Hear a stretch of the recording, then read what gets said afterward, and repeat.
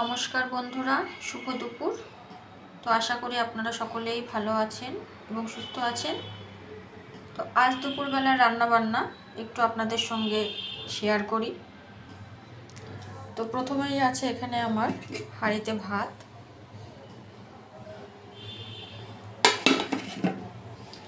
তারপরে এখানে করেছি পেঁপে দিয়ে মুসুরির ডাল, এর মধ্যে আমি ধনেপাতাও ব্যবহার করেছি। এখানে করেছি বাদাম দিয়ে লাল শাক ভাজা,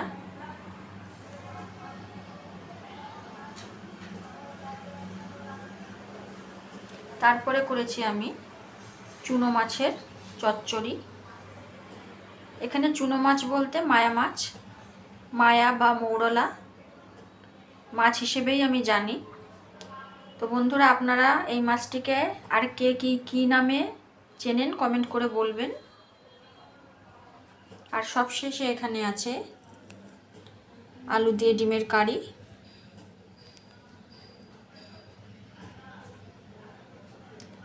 তো এগুলোই ছিল আমার আজকে দুপুরের মেনু।